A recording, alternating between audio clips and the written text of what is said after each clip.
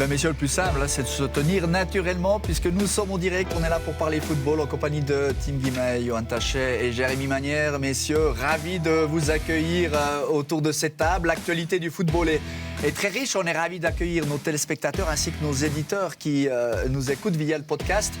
Allez. Comme on m'a nommé chef d'émission, je lance le premier débat et après je vous laisse en faire ce que vous voulez. On va pouvoir s'énerver ? Ouais, non. Mais c'est un week-end qui s'y prête.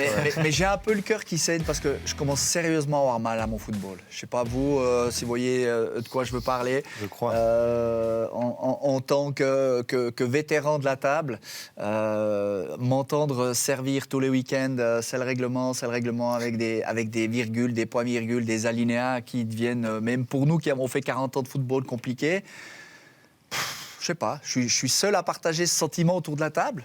Je parle bien évidemment de cette action qui fait couler beaucoup d'encre aujourd'hui, qui s'est déroulée hier à Tourbillon avec cette intervention du bras de Yannick Schmidt qui, osons le dire, sauve littéralement un but. Alors pour les gens qui nous écoutent via le podcast, allez voir sur nos réseaux sociaux parce qu'on est en train de diffuser ces séquences pour les mettre en parallèle avec une autre faute qui est assez similaire, qui s'était déroulée le printemps dernier. Alors on va parler du contenu du match après, mais j'aimerais vous entendre sur ce fait de jeu et cet article de règlement. C'est que moi, je peux entendre des explications de Luca Cibelli. Il le dit, voilà, le bras. D'ailleurs, on va le féliciter d'être venu au micro des médias, exposer les faits, parce qu'il y a aussi un côté éducatif, même si après, on peut en faire ce qu'on veut de l'explication. Mais voilà, parenthèse fermée, bravo à lui, en tout cas, d'avoir eu le courage de venir. Tout ce qui va dans le sens de la transparence et de l'arbitrage, de la communication de l'arbitrage, c'est parfait, très bien. Alors, bon, il nous explique, on l'écoute. L'appui, bon, c'est le bras en appui, d'accord, et la deuxième fois, c'est parce qu'il est tout près, bon, d'accord. On peut comprendre ça, mais dans ce cas-là, avec les images qu'on voit de ce même match, coïncidence Winter-Toursion, pour moi, je vous écoute volontiers, mais c'est la même chose. Donc, à 3 mois d'intervalle, la même situation jugée différemment, c'est ça qui est intolérable, pour moi. C'est la géométrie variable, il me semble, chaque fois, ces décisions. Et souvent, ça va à l'encontre des clubs romans, plus spécifiquement du FC Sion. Alors voilà, après on l'a. On a identifié le Valais. On peut dire autrement. Ça va deux fois en sens d'un club zurichois.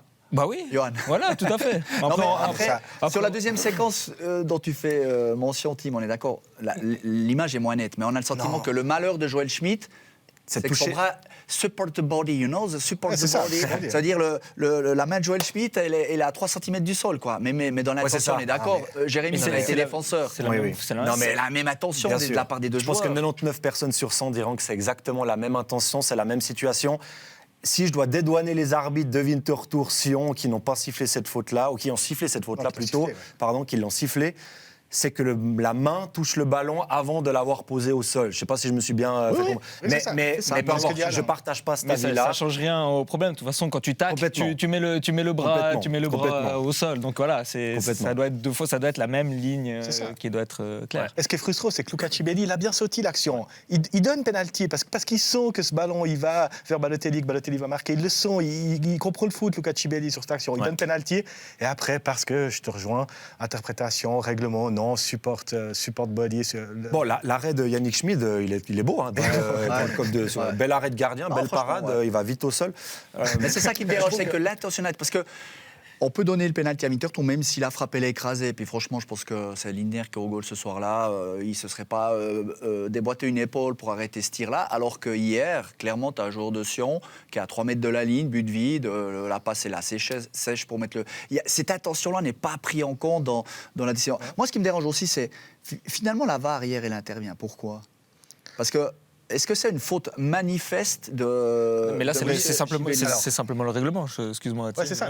C'est simplement le règlement. C'est écrit le point 2.1, je ne sais pas, de l'alinéa. Même ce Cibelli nous le dit au micro hier. Lui, il a accordé le pénalty parce qu'il voit double contact de la main. Ouais. Est-ce que toi, tu as vu une image qui prouve le contraire ? Oui, c'est justement ça. C'est qu'en fait, il dit... Tu l'as vu, toi ? Le ralenti qui prouve le contraire.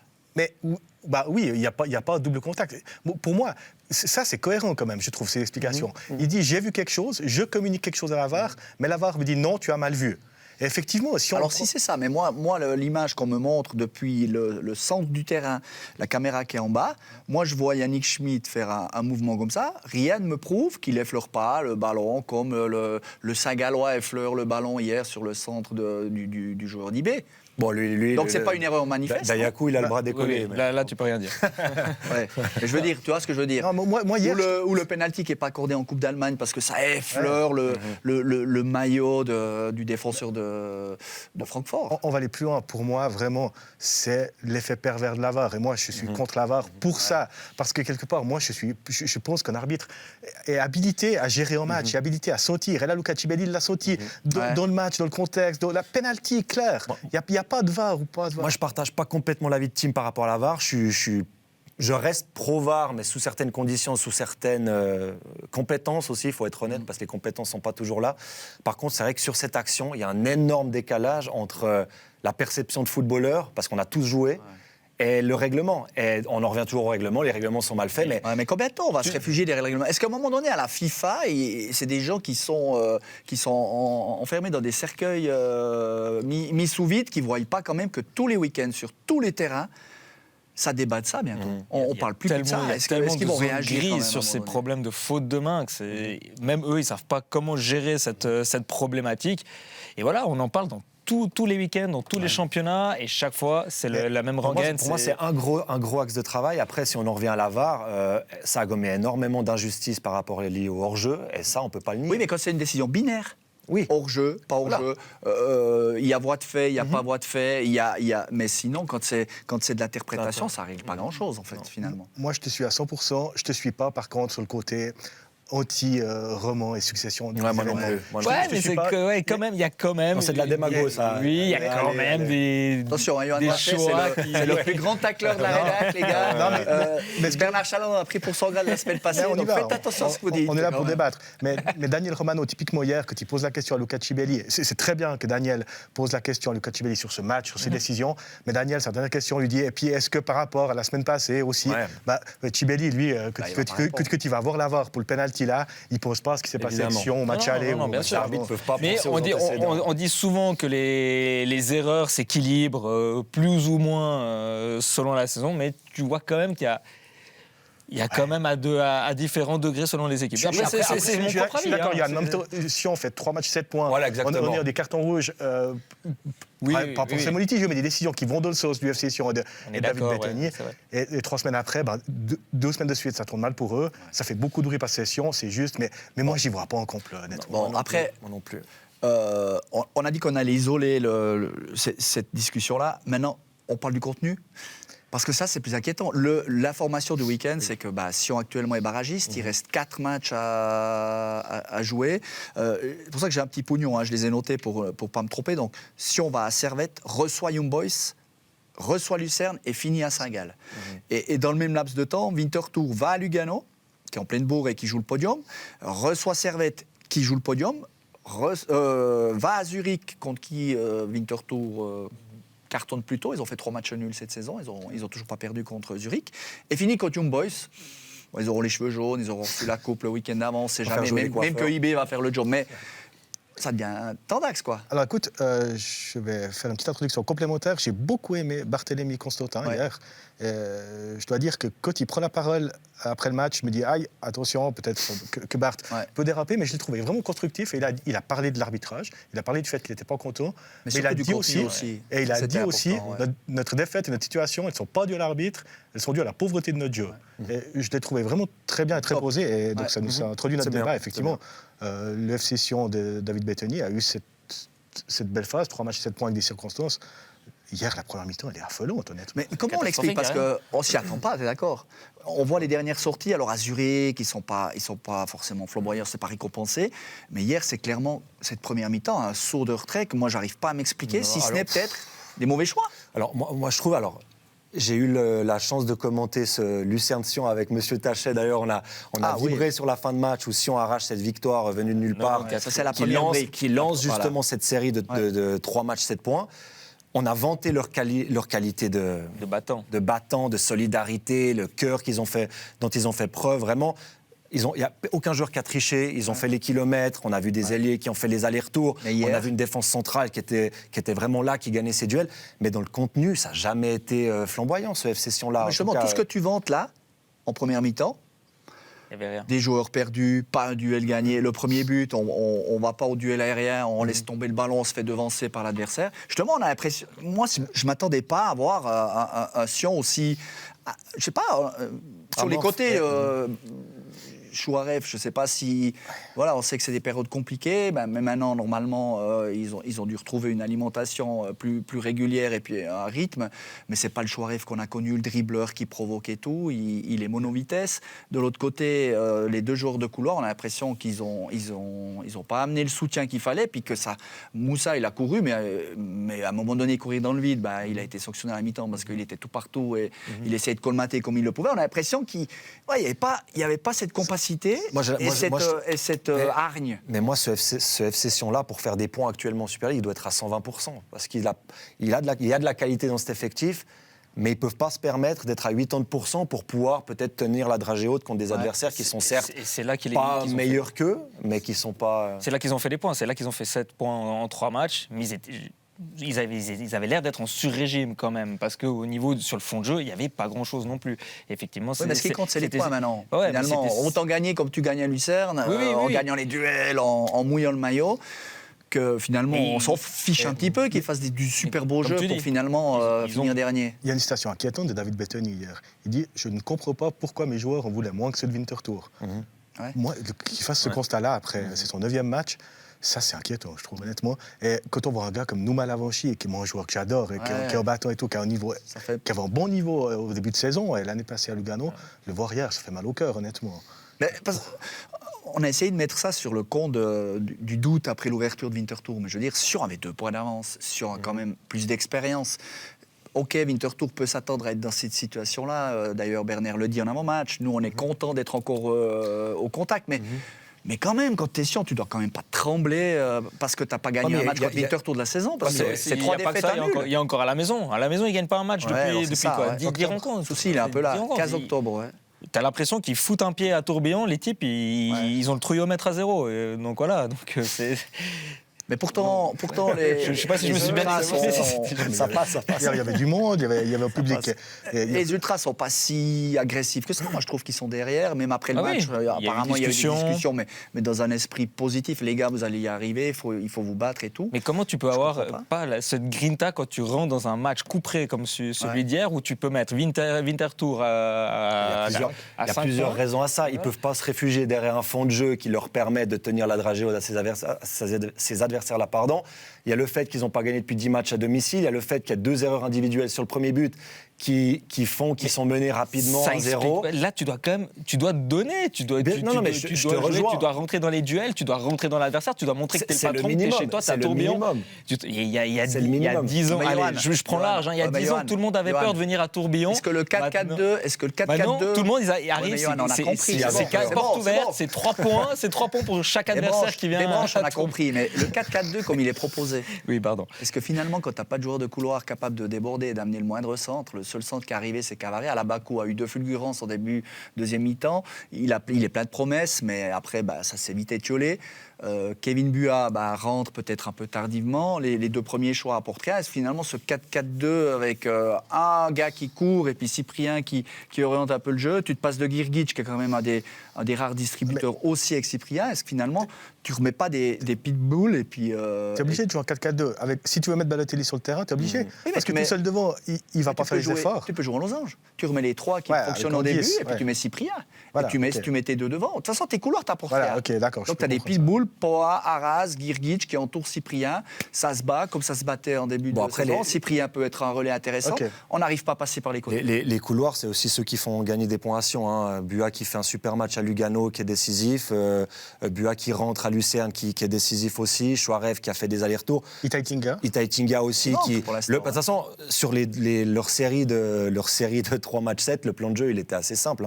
C'est long dégagement de Lindner pour la tête d'Itai-Tinga. Et ensuite, c'est déviation de Balotelli pour Sio. Voilà, ils n'allaient pas plus loin que ça. C'était très, très simpliste comme jeu. Comment la suite ? C'est dur, hein, honnêtement. Le calendrier n'est pas défavorable, comme tu l'as dit. Ils peuvent repasser devant Winterthur. Mais il n'est pas favorable non plus. Ouais, bon, disons, par rapport à Winterthur, bon, disons que tu vas pas, tu peux imaginer quand même repasser devant Winterthur. La question, c'est comment. Moi, ce qui m'inquiète, c'est qu'ils jouent très vite contre Servette. Parce que d'habitude, c'est toujours contre Servette à la dernière journée, l'avant-dernière journée, qui vont faire un point miraculeux ou même gagner. Là, ils jouent le week-end prochain. Et Servette, cette fois, il y a des choses à jouer. Excuse-moi, je t'ai coupé, mais oui. Ouais, après, la question, moi je suis d'accord avec Jérémy. Le problème, c'est que là, il n'y a pas de certitude. Et on en revient à la construction de cette saison. On est obligé. On part avec Paolo Tramezzani, qui est un entraîneur avec une certaine idée de jeu, qu'on aime ou pas, mais ça fait des points, ça gère bien, et il gérait aussi bien Mario Balotelli. On passe avec un entraîneur qui a un style de jeu complètement différent, qui fait 6 matchs de 2 points. Et ensuite, on repart avec un entraîneur qui a encore un autre style, même si on ne sait encore pas tout à fait lequel, David Bettoni. C'est 3 entraîneurs avec 3 styles différents pour un effectif qui est le même. Mais et qui est limité. Et qui en plus est limité. Voilà, même si je pense quand même qu'il y a de la qualité dans cette équipe. Et qui a perdu un joueur dont on a vite oublié l'importance qu'il avait au début de saison, c'est Stojkovic. Ouais. Qui amenait cette profondeur et puis qui permettait aux autres. Moi, c'est déjà une grosse erreur pour moi. J'ai pas compris. Alors qu'on le vende pour 3,5 millions, je comprends. Mais par contre, qu'il soit pas remplacé quand on a 2 joueurs qui ont 34 et 35 ans, qui sont plus les plus rapides, qu'on fait pas confiance à Gaëtan Carlen, qui pourtant est méritant, mais il a jamais existé sous Tramezzani, il a jamais existé avec Celestini. Et là, il commence à avoir du temps de jeu un petit peu avec Bettoni. Et il est en fin de contrat. Et en plus, qui est en fin de contrat. J'ai pas compris déjà que Stojkovic n'a pas été remplacé, mais bref, on ne peut pas revenir en arrière. Mais si on compare le compartiment offensif, Winterthur a des noms peut-être moins clinquants, mais moi, à choisir le compartiment offensif de Sion et de Winterthur, moi je prends celui de Winterthur tous les jours. Hein. Tous les jours, sans problème, avec Nishan Burkhardt qui est excellent actuellement, avec El Taïev qui est percutant, Di Giusto, sa créativité extraordinaire, et Ardaïs qui commence à mettre des buts, Roman Boues qui est bon au joker. Il y a beaucoup plus de profondeur et actuellement, je vois plus de qualité pour des joueurs qui ont certes un CV moins développé que ceux de Sion, mais qui ont faim et qui ont envie de montrer qu'ils ont leur place en Super League. T'imagines si on t'avait dit à 4 ans que tu choisis la ligne d'attaque où il y a Roman Boues ou celle où il y a Balotelli. Il faut se mouiller la nuque. Hein. Là, on va isoler cette séquence. On va la mettre au... Non, mais soyons honnêtes, c'est le palmarès, le pédigré, le nom, ça ne fait pas gagner beaucoup de matchs. Sio est dans une très bonne période, il faut lui laisser ça. Balotelli, on ne sait pas trop ce qu'il est venu faire en Valais, un jour oui, un jour non. Non mais c'est un poids mort et sinon, au front de l'attaque. Tu joues à 10. Ouais, mais ça reste le même problème. Et sinon, il y a Bua qui était bien ces derniers temps, Chouarev qui est un peu en demi-teinte. D'où ma surprise sur les choix d'hier. Parce que franchement, en première mi-temps, Fortuné était méritant par rapport aux premières sorties qu'il a proposées. Chouarev, Bua, bon après c'est des choix, des fois t'es gagnant, des fois t'es pas gagnant, mais... Sans être à l'entraînement évidemment, c'est dur, est-ce que ces joueurs ont performé pas. C'est ça, on n'est pas dans le secret de ce que tu sens à l'entraînement. Toi tu l'as vécu justement de près, hein. C'était aussi un de tes rêves quelque part, de pouvoir vivre de l'intérieur cette expérience, quoi. C'est vrai que les choix, des fois, ça se fait quoi sur une séquence d'un entraînement où tu te dis « Ah, le jeudi, je le sens plus que l'autre ». Bien sûr. T'as partagé ce genre de décision à l'époque? Bien sûr, avec plusieurs entraîneurs différents, c'est ça qui est beau, c'est ça que la richesse d'avoir travaillé en session, c'est qu'au peu de temps, tu as beaucoup d'entraîneurs différents. Non, mais moi j'ai eu cette chance. Tu parles de Stéphane Chouard, Carlo Dionisio, qui sont des... Et puis tu serres la main à 40 joueurs tous les matins aussi. Non, mais ça se joue, ça peut se jouer sur ça, non? Évidemment, mais moi ce que je retiens cette saison, et pourquoi on est inquiet, et pourquoi si on est là, c'est parce que, je suis tout à fait d'accord avec ce que tu as dit, il n'y a pas de certitude, il n'y a pas de fond de jeu, mais parce que le plan de jeu et la philosophie a trop évolué. Et il n'y a pas une ligne directrice, mais on sait, c'est assumé, c'est comme ça. Et Christian Constantin ne reviendra jamais en arrière, il l'assume complètement. Pour lui, il n'y a pas une direction sportive à long terme, il ne croit pas au long terme, mais il l'assume. Mais le fait est que Sion, aujourd'hui, en ayant changé 3 fois de philosophie, se retrouve à cette place, et sans certitude, c'est ça le pire. Parce que les années précédentes, tu te disais quand même en fin de saison, ok, Tramezzani est revenu, on y va maintenant, on bétonne, on va aller chercher des points et tout. Là, moi, je ne vois pas trop où va se FC Sion, honnêtement. Ouais, comme tu dis, il n'y a pas d'identité de jeu. C'est ce qu'on a vu plusieurs fois. Tu balances ces ballons, puis advienne que pourra. C'est ça qui affolant. Mais bon, réponse le week-end prochain avec 4e derby du Rhône. Oui, Sion a donc plus son destin en main. Après, ils ont quand même la différence de but en leur faveur pour l'instant. Hein. Moins 29, moins 20 si je ne m'abuse. Donc voilà, il y a vraiment un point à aller chercher. Pour autant, encore, attention, que Winterthur claque pas quelques points parce qu'ils ont un calendrier pour le faire aussi. Voilà, après, il faut être optimiste quand même. Tu peux faire 9e et tu peux aussi faire 10e et jouer contre Ville, Stade Lausanne. Lausanne. Alors, Lausanne serait peut-être plus difficile, mais Ville, Stade Lausanne ou Yverdon, où tu pars quand même grandissime favori de ton session. J'aimerais juste répondre à Jérémy sur Filip Stojkovic. Pourquoi il n'a pas été remplacé? Ma lecture, moi, je trouve ça finalement assez cohérent. C'est le même moment où Christian Constantin a dit, de toute façon, dans 1 année et demie, je quitte le football professionnel. Donc, à quel moment... Mais dans ce cas-là, on va plus s'entraîner le matin. Alors, dans ce cas, Non, mais t'investis pas pour l'avenir. Non, mais il n'a pas besoin de réinjecter 1 million, 1,5 million pour remplacer Stojkovic qui est parti vers 3 pour 3,5. Alors, tu prends qui? Mais en challenging, il y a plein de bons attaquants où tu vas dégoter un de ces Brésiliens qui vont toujours chercher un jour ou l'autre. Et puis voilà. Il a fait ça. Abdel Zagré, qui était son meilleur buteur des M21. Pour lui, mais il était déjà sous la main, il était déjà dans la maison. Oui, mais du coup, il s'est plus entraîné avec la première équipe et puis il a fait ses autres là. Mais moi, je trouve ça cohérent de ne pas les dépenser en millions. Enfin. Sachant qu'il n'a plus envie de mettre de l'argent à perte. Non, mais alors, il y a une chose entre dépenser 1 million ou peut-être tenter un coup pour avoir un attaquant qui peut-être surfe sur la vague en Challenge League, qui a mis des buts et puis qui attend sa chance en Super League.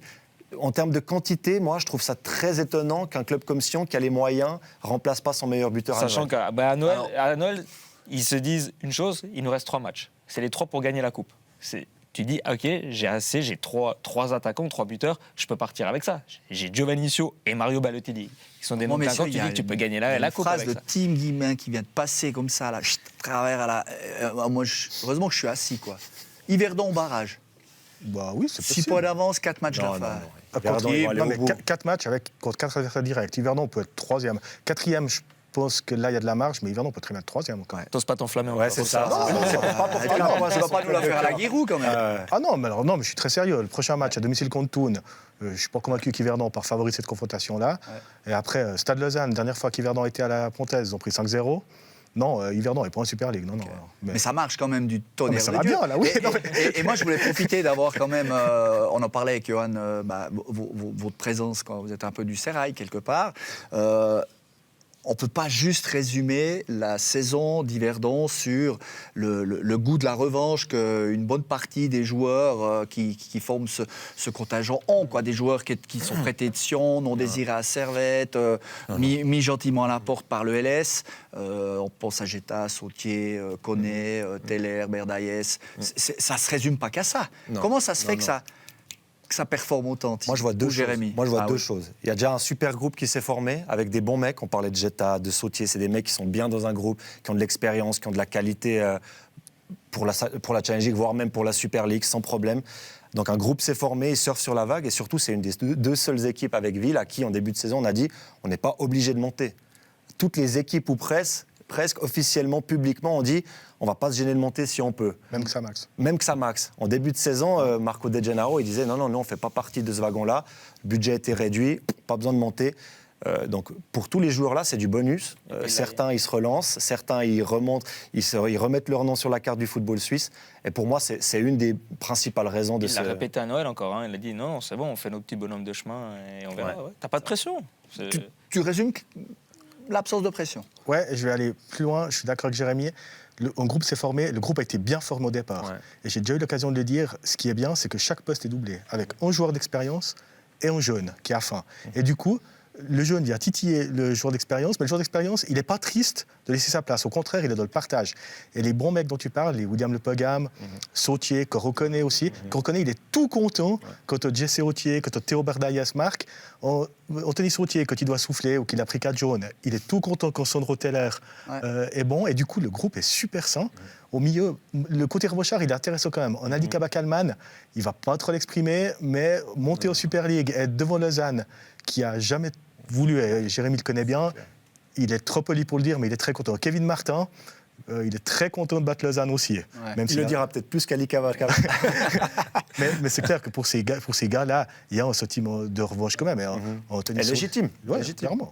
Bon, on a vécu un derby assez incroyable. D'ailleurs, petite promotion pour le magnifique sujet réalisé par notre collègue Loïc Refait là, sur ce choc. Il était quasiment en immersion. Allez le voir si vous le trouvez sur les réseaux sociaux. Est-ce que ça peut être fondateur de quelque chose, d'avoir revécu autant d'ambiance, d'émotions au stade municipal? Alors, Tim est mieux placé que moi, parce que j'ai connu aussi les belles années d'Yverdon Sport en Super League, mais Tim était encore plus présent que moi et a mieux connu cette période-là. Mais alors, ça peut être fondateur forcément, mais c'était presque une anomalie qu'il y ait 4400 spectateurs au municipal contre ce Lausanne-là, parce que c'est un match au sommet, parce qu'il reste 4 journées. Voilà, aussi, on espère pour la région revivre des moments comme ça, mais on a de quoi quand même s'inquiéter pour les affluences si d'un coup il devait monter en Super League. Ce sera révélateur samedi, 18h contre Thun. Suivant les résultats de la veille, Yverdon peut faire un pas de géant vers la Super League, au contraire avoir beaucoup de pression, parce que Lausanne joue Xamax vendredi par exemple. Si il n'y a pas 1000 personnes samedi contre Thun, honnêtement, je serais très déçu et beaucoup de monde avec moi.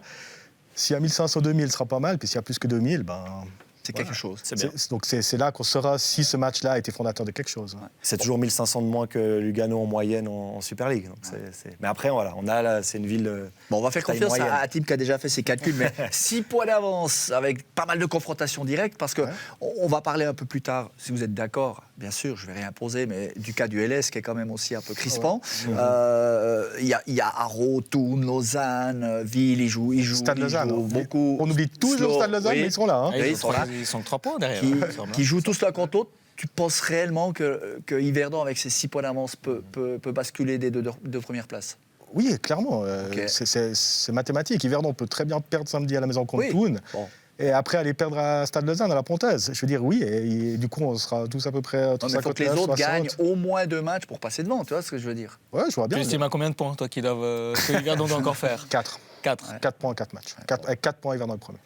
Yverdon qui a eu 19 sur 20 ans, ont eu la licence en première instance. Par contre, c'est quoi ces bruits de couloir que Yverdon pourrait éventuellement s'expatrier à Sion? Alors, ce n'est pas des bruits de couloir, c'est officiel. J'étais encore au conseil communal jeudi soir. Si le conseil communal d'Yverdon refuse le préavis municipal qui va arriver dans les semaines à venir pour mettre le nombre de luxe suffisant, je ne suis pas un expert. On parle de l'éclairage. L'éclairage, parce que le luxe, ce n'est pas des loges VIP, c'est vraiment la lumière. Voilà. Sans E. Aujourd'hui, l'éclairage du stade municipal n'est même pas suffisant pour la Challenge League. Donc ils doivent déjà le mettre aux normes de la Challenge League et donc maintenant en plus aux normes de la Super League. Si le conseil communal refuse pour des raisons qui leur sont propres, qui sont politiques, voilà. On parle de quoi, 600 000 à peu près? L'investissement pour l'éclairage? Non, c'est plus que ça. On est au-delà du million. Tout ça pour que Johan Tachet et Jérémy Manière puissent commenter dans des bonnes conditions. Qui voient bien les numéros. C'est pourquoi. Oui, c'est pour ça. Non, mais plus sérieusement, c'est. Donc, si le conseil communal refuse, le stade de réserve, c'est Sion. Et Yverdon ira jouer à Sion. Voilà, c'est aussi simple que ça. Ça tombe bien, puisque le bail à Sion a été ça occupera le stade de Tourbillon. Il faut expliquer que c'est par rapport au bon contact de Marco De Gennaro avec le FC Sion. J'imagine. Voilà. Donc, parce que sinon, tu vas à Neuchâtel et puis t'es à 10 minutes. Mais en fait, le stade n'appartient pas au FC Sion. Ou à Bienne. Parce qu'à un moment, on m'avait parlé de Bienne, justement. Donc ça, c'est une piste qui aurait été abandonnée ou... Non, alors Bienne était aussi une piste explorée, Neuchâtel était une. Il y a de moins bonnes relations, disons, aujourd'hui entre Yverdon et Neuchâtel, sans être mauvaises, mais disons qu'elles sont excellentes entre Yverdon et Sion, par Marco De Gennaro. Deuxième ville, à la différence de but. Troisième, Lausanne Sport, à 4 matchs de la fin. Lausanne qui recevra Xamax, qui se déplacera à Thun, qui recevra Ville et qui terminera son pensum à Haro.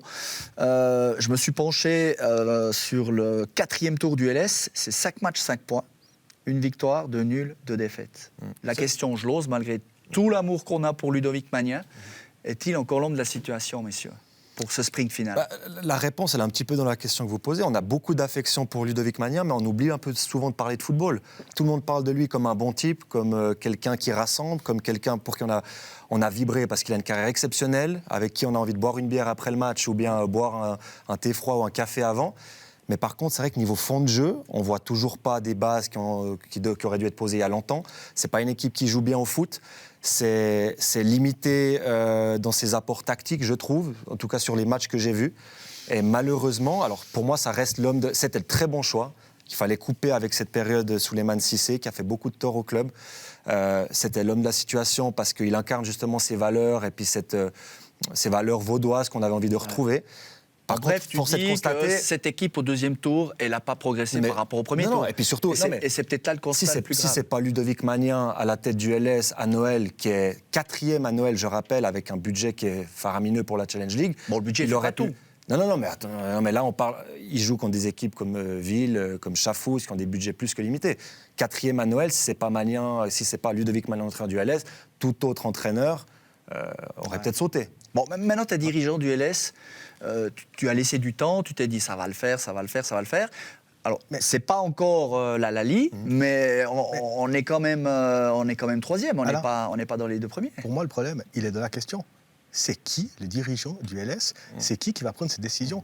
Moi, je suis convaincu, comme Jérémy, que Ludovic Magnin, c'est le bon choix pour le LS, parce que je crois à ça, moi je crois à l'identité, je crois que c'est un gars qui est compétent, mais je pense que c'est un gars qui a besoin d'être challengé et dirigé. Exactement. Et aujourd'hui, on a un président qui l'assume, qui ne connaît pas le football suisse. Voilà. On n'a pas un directeur sportif. Et moi, sur un autre plateau, depuis quelques mois, sur une télévision Valdo-Fribourgeoise, je réclame un directeur sportif qui puisse, le lundi matin, challenger Ludovic Magnin, lui dire, mais écoute, il y a le front de jeu et tout, et comment on préparer cette équipe et tout. Le problème, c'est que Ludovic Magnin, le lundi matin, quand il arrive à la tuère, il est seul face à son miroir. Et pour moi, c'est ça qui ne fonctionne pas. Bon, il a essayé de tirer une corde bien connue de fierté, de caractère. C'est ressorti dans ses premières réactions après la défaite à Yverdon. Ça va pas être simple, mais c'est un peu le révélateur auquel va passer le LS. Thun, Ville, Haro. Non, mais souvent, quand on fait appel à la fierté, Xamax, bien sûr, mais... quand on fait appel à la fierté et au cœur, c'est il y a des problèmes souvent dans l'équipe. Ça doit être l'ultime ressort, parce que normalement, ça doit être acquis, ces valeurs-là. Normalement, on doit être fier de porter le maillot qu'on a, on doit faire appel à des valeurs psychologiques, des ressources mentales, morales qui doivent toujours être présentes quand on a cet écusson sur le cœur. Et là, c'est loin d'être le cas depuis longtemps. Ils se sont beaucoup remis à Brighton Labo qui marquait but sur but et qui était un petit peu l'arbre qui cachait la forêt, souvent, il faut le dire. Et là, le problème, on en revient, c'est aussi, comme tu l'as dit, c'est le fond de jeu. Tu as l'impression qu'il n'y a pas de schéma tactique qui est mis en place, notamment offensivement. Elle est censée rouler sur le championnat, normalement, cette équipe de Lausanne. Et tu te retrouves là, ils ont la 6e meilleure attaque. Comment tu expliques ça? Donc, ils ont une douzaine de buts de retard sur les meilleures équipes. Tu as Brighton Labo, comme tu dis, qui est l'arbre qui cache la forêt. Mais derrière, c'est faible. On n'arrive pas à créer du jeu, à faire monter ce ballon. Et tu as l'impression, quand ils arrivent dans les 30 derniers mètres, qu'est-ce qu'on fait avec ce ballon? On a le sentiment quand même que Ludovic Magnin avait attendu cette pause hivernale pour remodeler un peu au niveau tactiquement sur le LS. Le début était très bien, avec des victoires à l'extérieur. Mais justement, ça veut dire quoi? Ça veut dire que, un peu comme on le fait pour... par moment critiquer le monosystème ou la monoïdée de Zeidler. À un moment donné, on a travaillé à la vidéo et on a commencé à contrer Lausanne. Ouais, non, mais attention, c'est ça, la il lâche le système tactique. Il est passé de 3 défenseurs à 4. Il s'adapte quand même, Ludovic Magnin. Il n'est pas enfermé dans un système. Non, le manque de qualité globale dans le front de jeu, dans les schémas, je te rejoins, dans les schémas offensifs. Le vendredi soir à Yverdon, Lausanne a bien commencé. Les 20 premières minutes, elles sont pour Lausanne. Mais il y a peu d'occasions. Et du moment qu'Yverdon a commencé à se montrer dangereux, Lausanne, en vrai, sur les 90 minutes, ils n'ont pas une occasion nette. Vraiment. Et dans un match comme ça, c'est assez dramatique, honnêtement. Bon, tu as dit quelque chose qui m'intéresse aussi parce qu'on a eu plusieurs réactions de supporters lausannois qui disaient cette équipe est sans âme. Parce que finalement, ce n'est pas lié au manque de directoire qui vient. Parce que si Ludovic Magnin est le seul à essayer de mobiliser... à un moment donné, si tu n'arrives pas dans le vestiaire, que tu aies un directeur sportif aussi qui vient... mais ce n'est pas un directeur sportif qui doit inculquer l'âme à son équipe. Non, mais de venir, comme dit Tim, te matcher, te challenger ton entraîneur, mais aussi, tu arrives sur le terrain, il est là, il te prend à part, il te... Alors, aussi eu ce genre de discussion avec les dirigeants. Tu as quand même un motivateur. Ludo Magnin, c'est quand même un sacré motivateur. Mais s'il est seul, tu connais ça que je veux dire. Ok, mais je pense qu'on les a mis tellement dans un cocon aussi, ces joueurs du Lausanne Sport. On leur a dit, vous êtes les meilleurs de Challenge League. C'est facile, vous allez. Non, ça, c'est les journalistes qui l'ont dit, les médias. Oui, mais eux, ils lisent les médias. Puis ils se disent, très bien, on sait, on vient de descendre de Super League, on a un super effectif, on doit remonter. En plus, il y en a 2 qui montent directement. Mais Johan, tu dis ça quand tu as 7 points d'avance. Ils n'ont jamais eu marge. Ils sont dit, de toute façon, même en étant tranquille, ça va le faire. Ça va le faire. Et en fait, il y a un engrenage qui est après, et puis ils sont dans ce pli où ils n'arrivent pas à se faire mal et à se dépasser. Mais tu as raison, et Ludo Magnin était très attentif à ça depuis le début de sa communication. Je l'ai trouvé bon. Ouais. Il a toujours dit, on est une équipe de Challenge League, on est en Challenge League, on doit aller jouer à Ville. J'ai parlé de ça avec lui il n'y a même pas une semaine, après Schaffhouse, où je lui ai dit, est-ce que tes joueurs, ils vont regarder Yverdon, ils regardent Schaffhouse. Il m'a dit, oui, et je leur demande ça, je leur demande de s'adapter à notre réalité, et ils le font. Mais je te rejoins. Lui, il l'a demandé, mais est-ce qu'ils l'ont écouté ? Est-ce que tous, ils l'ont écouté ? Ça, on n'est pas de leur tête. Gros naïf comme je suis, c'est la pression de fin de saison. Bien sûr. La peur de ne pas y arriver, finalement. Parce que tout le monde. Et probablement que les contrats sont peut-être aussi en prévision de ça, pour pas mal de joueurs. Et là, tu vois les journées défiler, puis tu n'es pas du bon côté de la barre, gentiment. Clairement, surtout que ça serait quand même un affront que ce LS-là ne soit pas promu. Alors, place directe, ça serait éventuellement, évidemment, la meilleure solution. Mais dans cette saison de transition-là, avec 2 promus directs, un barragiste, ça serait un affront que ce LS-là ne soit pas promu au vu de ses ambitions, de son effectif, de ses moyens. Et je crois que ça doit trotter un petit peu dans la tête des joueurs, évidemment. Surtout, tu es derrière encore Thun, qui a une équipe avec des joueurs de Super League. Mais tu termines derrière Yverdon, Ville, voire Stade Lausanne. Mais pour moi, ce serait le plus grand échec d'Ineos à Lausanne. Plus grand que les relégations. Je ne sais pas ce que vous en pensez, mais pour moi, là, avec 2,5 promus, s'ils ne montent pas, là, avec le budget qu'ils ont par rapport aux autres, pour moi, c'est le plus grand échec. Moi, j'ai croisé Paolo Tramenzani à Montreux vendredi. Là, j'étais en congé, je vais faire un peu de bicyclette. Il est toujours résident à Montreux. Bon profil, hein, pour une opération. Pour les barrages contre Sion. Pour les barrages contre Sion. Il est fourbe. Il est fourbe, alors. Non, mais déjà là, si tu n'as pas le ressort contre Xamax. Non, moi, j'y crois pas. Non. Moi, je pense pas qu'il faille se séparer avec Magnan. Qu'il faille l'entourer, oui. Qu'il faille le challenge des oui, mais ça, c'est pareil, non. Mais là, t'as qui ? Là, maintenant, dans l'urgence, cette semaine. Tu construis pas un entourage. Non, c'est de façon trop tard. Comme ça, c'est de façon trop tard. Ça, c'est clair. Il va pas être challengé maintenant à un mois de la fin du championnat, ça c'est clair. Ils doivent faire avec ce qu'ils ont, et je reste convaincu qu'ils ont suffisamment pour accrocher les 2,5 places, comme l'a dit Tim. Par contre, ouais, ça resterait un énorme échec si d'un coup il devait se faire subtiliser cette place partout, par exemple. Ressortir les ressorts qu'il a utilisés à Altar. Oui, mais là, il s'agissait de se sauver. Là. Oui, mais c'est facile de faire appel, c'est différent, ça. Après, tu as des entraîneurs qui sont faits pour être avec des équipes qui doivent se sauver et des équipes qui doivent gagner. Et son historique, Ludo Magnin, c'est plus d'avoir fait des belles choses dans des équipes qui étaient en bas de classement, qui devaient se sauver. Les doivent se sauver. Ils sont en dessous de la barre, ils doivent se sauver, tu vois comment. Non, mais je veux dire, moi je te partage, enfin, je trouve ça sidérant, quoi, qu'on doit discuter à 4 journées de la fin d'un potentiel barrage sur Lausanne. Toi, tu le changerais ? Non, je dis, oui, si tu ne gagnes pas contre Xamax, oui. Pour les 3 derniers matchs, tu es obligé de faire quelque chose. Tout Ludovic Magnin qu'il est, même si on est tous convaincus autour de cette table que c'est le bon porteur de projet, à un moment donné, tu fonces dans le mur jusqu'à la fin de la saison. Et tu mettras Mezzani ? Non, mais j'ai dit ça parce que j'ai croisé. Non, mais est-ce que tu vois un pompier de service actuellement, un pompier de service qui sait jouer le haut du tableau, qui peut venir aider Lausanne, et puis qui serait capable dans la continuité d'entraîner l'équipe potentiellement Super League. C'est une mission périlleuse. Non, ça ferait aucun sens. Pour moi, c'était à Noël ou jamais. Enfin, jamais. Longtemps, évidemment. Tu vas jusqu'au bout, maintenant. Ça, c'était pour l'actu chaude du moment. Il y a une actu intéressante qui arrive ces prochains jours. On ne va pas jouer d'Amirma en faisant des pronostics, mais on a quand même des belles demi-finales qui nous attendent mardi, mercredi et jeudi sur la scène européenne. Tim, le passionné de football que tu es, t'en attends quoi de cette semaine ? On l'est tous, non ? Oui, mais... non, on n'aime pas le foot. Mais non. Non, mais toi, tu es capable de donner la 4e ligue du groupe 7 jusqu'au champion du fin fond du Kazakhstan. Tu veux me parler de Champions League? Moi pas. Non, alors voilà, je vais te dire, moi, ce que non, mais je pense demi-finale, déjà, il y a quelque chose qui me perturbe énormément, qui me dérange, c'est les gens qui dénigrent cette demi-finale, cette partie de tableau milanaise de Champions League, en disant la vraie finale, c'est Manchester-Real et tout, et l'autre côté, c'est une demi-finale d'Europa League. Je ne suis pas d'accord. Milan-Inter, pour moi, c'est un match fantastique. On a une chance énorme de vivre ça. C'est deux clubs historiques. Et déjà, j'aime pas ce. C'était un romantique du football aussi. Ouais. Ah oui, non, parce que sur l'échelle finale. des valeurs, tout le monde a fait en début de saison du Real, Manchester City et du Bayern favoris, puis qui sont tombés dans la même partie. Mais je suis d'accord avec toi, on s'attend à un derby électrique. PSG était favori, non, au début de saison? Non, pardon, oui. Mais toi, c'est ton highlight quand même. Moi, mon highlight, c'est Milan-Inter, clairement. Ah, moi aussi, vu que je vais aller au match retour, C'est vrai voir le match. Ouais, en touriste. Mais... Non, c'est un derby milanais en demi-finale de la Ligue des Champions, ça s'était déjà produit une dizaine d'années. Hein, il y a eu 2 affrontements, 2003-2005. Moi, je t'ai un petit peu préparé ce match. C'est toi qui commence, c'est pour 2 ça. fois Milan a gagné. Le dernier, c'est quand il y a les fumigènes qui ont atterri sur le portier du Milan AC en 2005. Avec cette mythique photo de Rui Costa. Oui, ils sont les deux. Franchement, donc, là, il y aura de l'ambiance. L'Inter est favori. Ça va être fou. Même, légèrement.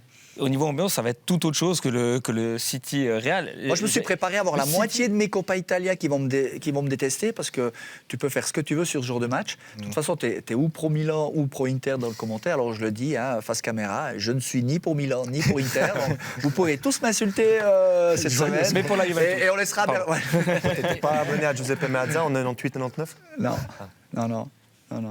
Et toi, ton highlight aussi ce derby ou... Quand on parle de demi-finale de Ligue des Champions, c'est le mardi et le mercredi. J'ai pas envie de choisir, quoi. Et le jeudi aussi. On a balle en demi-finale. Non, mais là, on était sur la Champions. On peut aussi parler de balle qui nous fait plaisir en Europe, ça c'est clair. Ça va être quand même compliqué, quoi. Ça reste un club italien, même qu'il est dans le ventre mou. Là. La Fiorentina... elle est aussi dans le ventre mou. Hein. Oui, je suis pas sûr qu'on puisse mettre la Super League avec la Serie A, tu vois, sur une balance. Mais la Fiorentina qui jouera la finale de Coupe d'Italie, qui jouera aussi le coup à fond, qui est plus ou moins sauvé en championnat. Il y a des retrouvailles avec Cabral qui s'annoncent aussi sympathiques, quoi. Ouais, c'est dur à pronostiquer. Moi, tu sais quoi, c'est horrible. J'ai envie de croire au CFC Bâle. C'est affreux. Bien sûr qu'on a tous envie. Il peut y avoir un carton italien, par contre, avec la Juve en Europa League, la Fiorentina, il y a encore la Rome qui est là. Mais Bâle n'a strictement rien à perdre. Leur campagne européenne, elle est déjà réussie. Alors que la Fiorentina... On leur dit déjà, vous devez être au final parce que c'est Bâle en face. C'était pareil avec Nice pour Bâle. Et Bâle, ils en sont là. Il y a eu tellement de concours de circonstances. Ils auraient déjà dû perdre contre Brøndby, contre Bratislava. On a de la chance, ils jouent le jeudi soir. On a de la chance, ils jouent le jeudi soir. C'est le seul soir où Bâle joue un peu au foot. C'est vrai. Malheureusement pour Sion, puisqu'ils ont joué un jeudi soir en championnat. C'est sévère, parce qu'aujourd'hui, Talon Chaka, il a fait un geste à la Zidane quand même. C'est juste. C'est la seule fois de sa vie. J'espère qu'il prendra 10 matchs. C'est scandaleux ce qu'on a vu. Scandaleux. Vraiment, 2 fois 5, 10 matchs, puis on dit à bientôt Tauland, parce que non, ça doit jamais se voir sur un terrain de foot. Ce qui est extraordinaire, ça nous fait rire, parce que la scène nous fait rire, mais pas le contexte, mais il prend un deuxième jaune pour avoir une baffe à Marquezano, là-bas, prend 10 minutes à montrer une image à M. Dudic qui va chercher Xhaka au vestiaire pour annuler le deuxième jaune, pour lui mettre rouge. Qui croit qu'il peut retourner sur le terrain. Après avoir donné un coup de boule, c'est incroyable. Elle est consécutive quand même à une autre polémique dont on n'a pas eu le temps de parler. Penalty scandaleux sifflé en faveur de Zurich sur un contact qui n'a jamais existé entre Krasniqi et Michael Lang. Du coup, on boucle la boucle. Pourquoi la VAR là, elle n'intervient pas. Mais c'est incroyable. Mais ça fait quand même 2 décisions favorables pour le FC Zurich en une semaine. Le FC Zurich qui n'est pas au club romain, rappelons. Et le FC Zurich qui était à la relégation. Vous avez vu comment elle a été menée cette émission. On boucle la boucle parce que c'est déjà l'heure de se quitter. Le football, vous l'aurez compris, ça continue sur Blue Sport avec des grands rendez-vous cette semaine, avec des grands connaisseurs de football qu'on retrouvera tout prochainement sur Blue Sport pour en parler. Merci, messieurs. Merci beaucoup. Merci à vous pour votre fidélité. À bientôt. Salut.